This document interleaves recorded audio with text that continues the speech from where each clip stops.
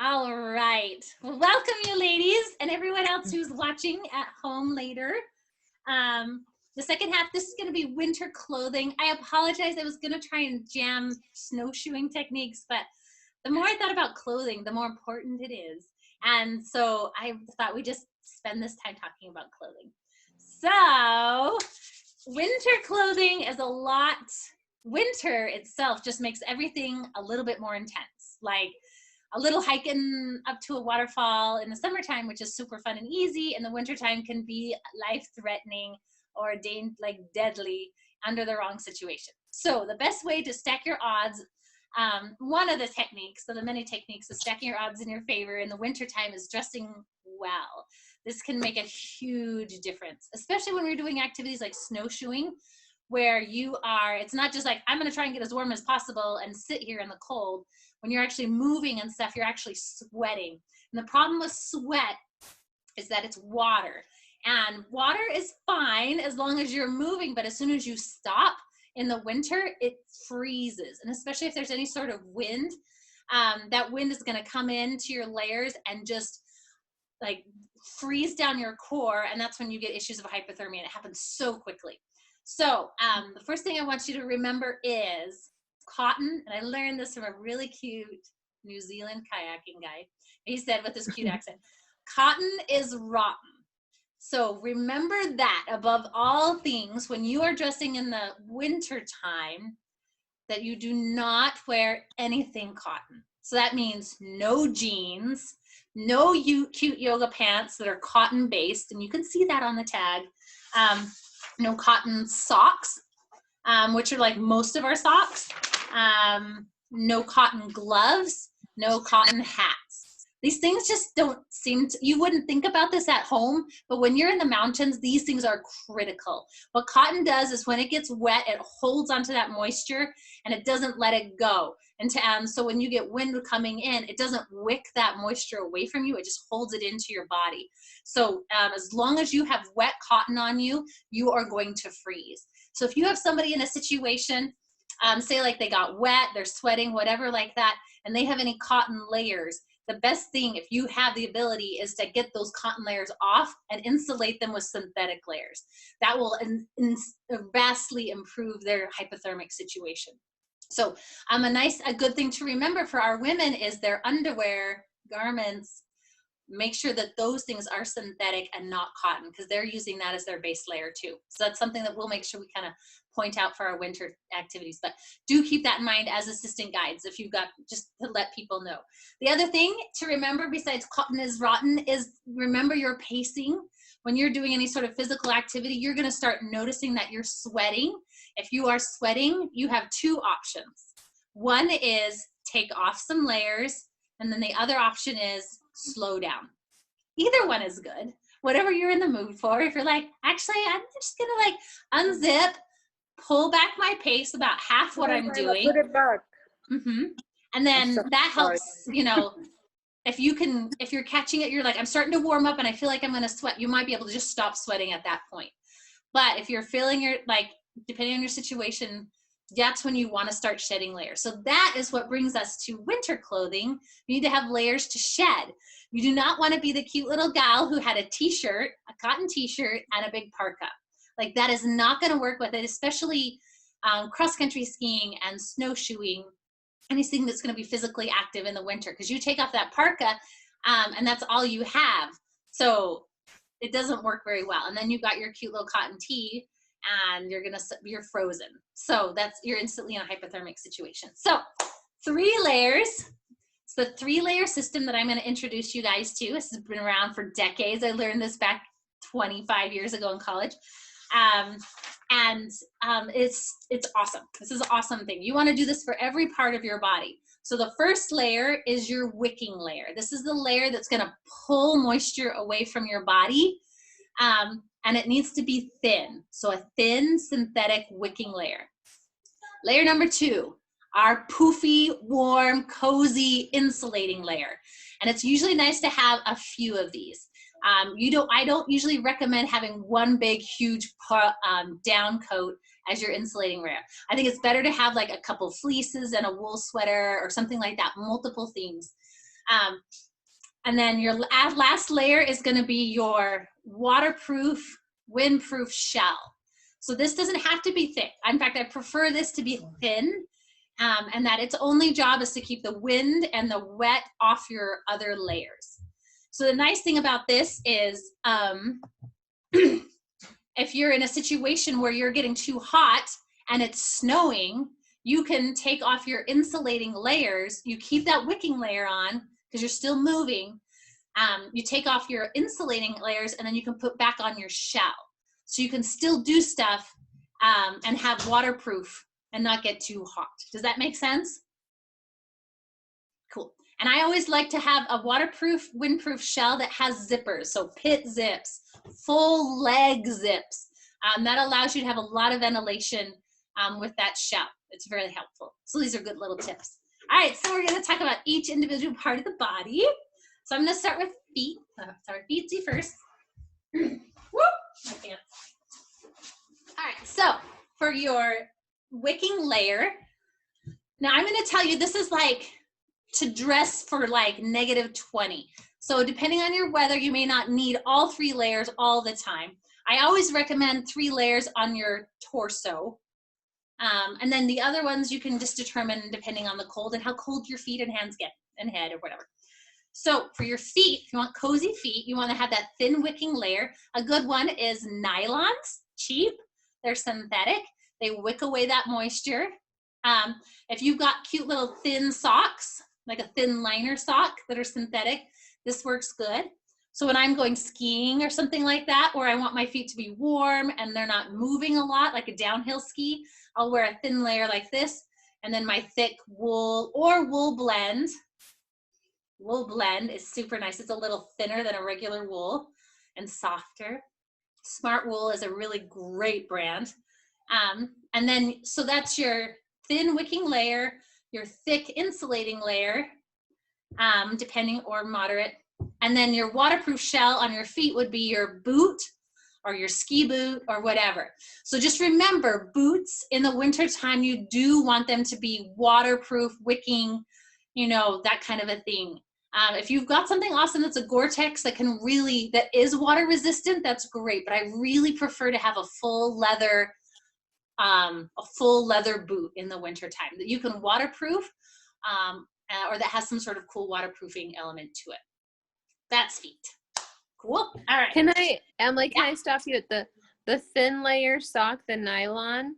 Like what brand or where are you getting that from? Or it really doesn't matter. Yeah, I'll throw out brands as I know them, but it's more just what's in it. You can do any, like that's what I'm saying, like nylons or your cheap nylons at the dollar store. Like there don't have to be anything complicated. It's more it's made out of it. It just needs to not be cotton. And you're gonna find out, you know, your own, you know, you're like, oh, I kind of like polypropylene, or I kind of like this kind of synthetic. You know, I like this better than that. You know, it's kind of, you'll figure out what you like. But, you know, if you know, that's the biggest thing is, yeah, just having something thin, very thin that's not cotton, that will wick it away. And then your thick insulating layer. Don't do fleece socks, by the way, if you're going to do anything athletic. I've learned that. Fleece it has a tendency to get too hot. Great in your sleeping bag though. All right. Great question. All right, so I'm going to talk about hands next. All right, so the same idea. If you get cold hands, they have lots of synthetic liner gloves. So this is like a North Face glove, but just the idea is that it's synthetic and it's thin. And they use this, and of course it's a full finger glove. So this you could wear it just by itself if you're just going to snowshoe cross country tour and you're not worried about snow. You could just use a lightweight glove. But if you're worried about any sort of precipitation, you want to have a waterproof shell to keep your hands dry. So I like this glove because you could actually have all 3 layers. So we have a then this mitt actually has an inside that comes out, an insulating mitt layer. And there's Primaloft, it's probably even an old thing. There's lots of different cool insulating Thinsulate, all sorts of cool brands. You can Google which one's best now. But they have they'll have a synthetic insulating thing in them. And then this is a mitt. It just has a waterproof shell. So it's pretty easy on days where I'm just want to tear up something and I'm not, my hands aren't going to be too cold. I could wear the liner and I could wear the mitt and I'd be fine. Or in times if I'm not sweating a lot and I'm just going to go do stuff around camp, I can just wear the mitt. Does that make sense? So it's kind of nice to have layer options. Most gloves don't have a liner that you can pull out though. Like this is one of my favorite ski gloves. It's not a heavy cold day, but it still has options. It's got that insulating layer and it's got the shell together. And that's what most gloves are going to have. A tip I recommend is that you've got a leather hand, a leather palm. Leather is just a really nice, it gives you the gripness that you're going to need if you need to articulate anything like boots or skis or anything like that, snowshoe straps, things like that. It's nice to have that leather fingertips. And you'll see all the ski guys have them. They must know something. So anyway, that's hands. Another tip Marilyn loves is to use little, heat pad warmers. I always recommend, they take about a half hour to 90 minutes to work, some of them. So if you're gonna go somewhere, I recommend taking it off and getting it in your gloves and your boot, putting one in each glove, one in each boot as soon as you get in your car. And then by the time you get to your destination, they're all warm and cozy and ready to go. So, and usually they last several hours. So usually would be the full duration of your activity. So that's a fun little tip.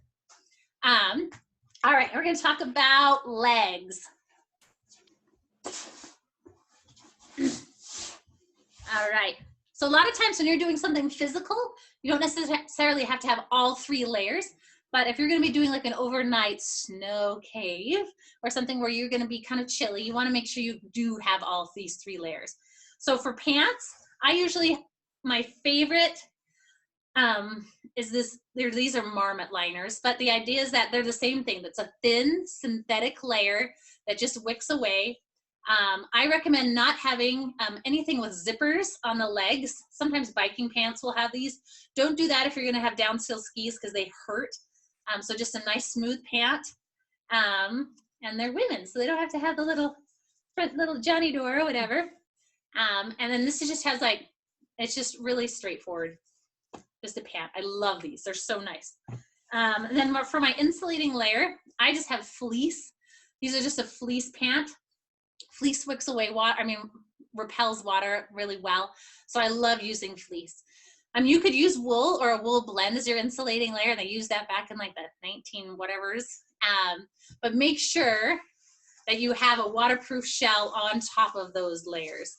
Fleece, cotton, or fleece and wool will just ball up snow and it'll just be a nightmare. And I skied in wool pants once. It was the worst thing I ever did.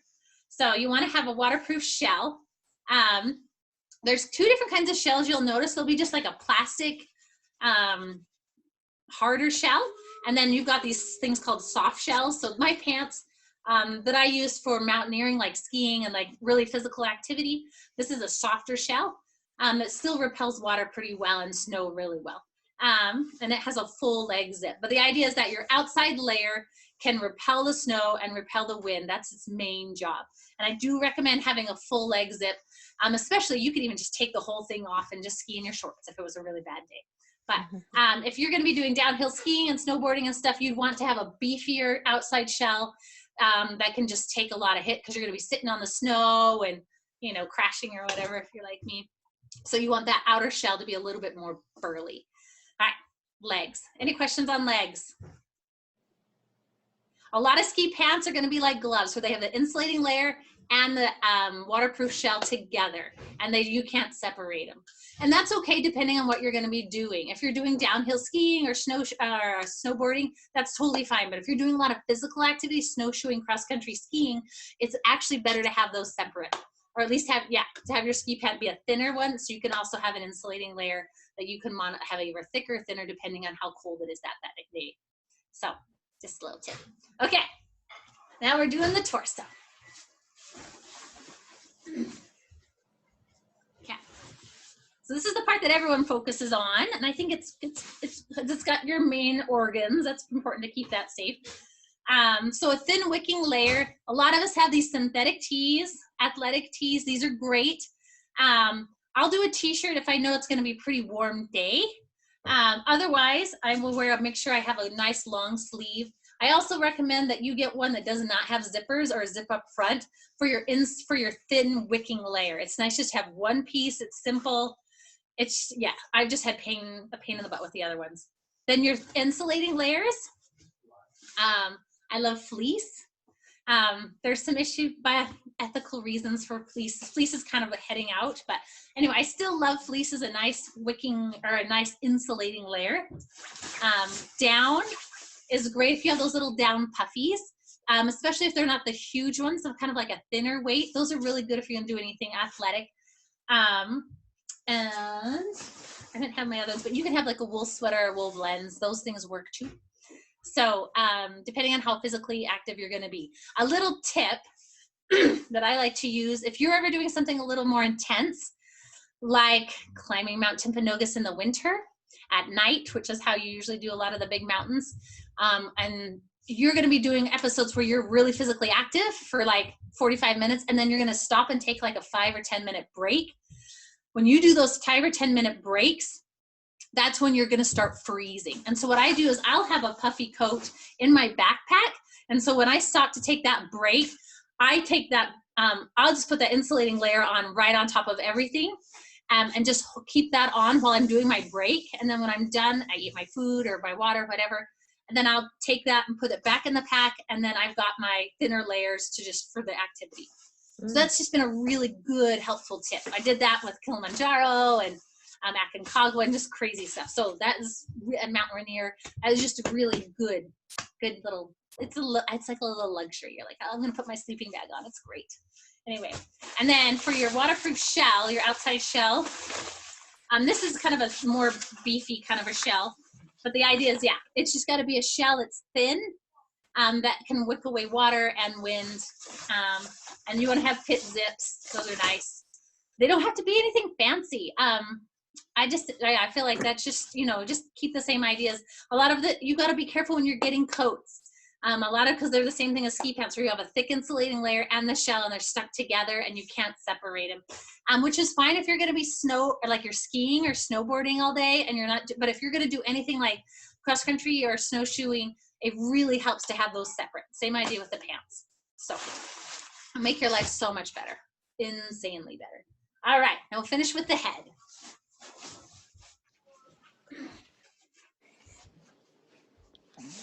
Now, I don't have a thin wicking layer for the head, but you can. A lot of cyclists do.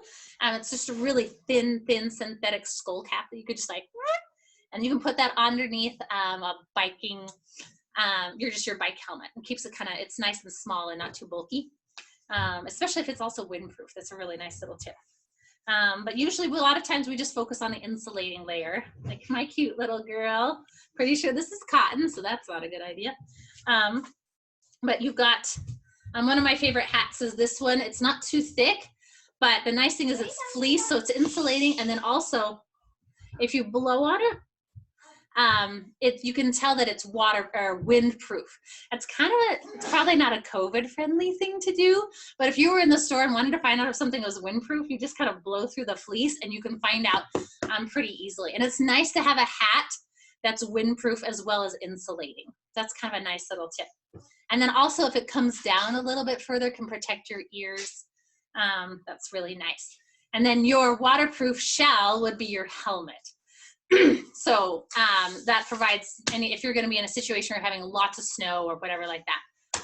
I never wear this, of course, cross-country skiing or snowshoeing, but of course downhill skiing and snowboarding, it's an absolute must. And it's so lovely. They have these nice little fuzzy coat, like ear protectors. You can get your little music piped in. Mandatory for children, I would say. So, and anyone who's klutzy like me. And then it's just wonderful and cozy. And then 2 little other tips for your head. Neck gaiters are amazing.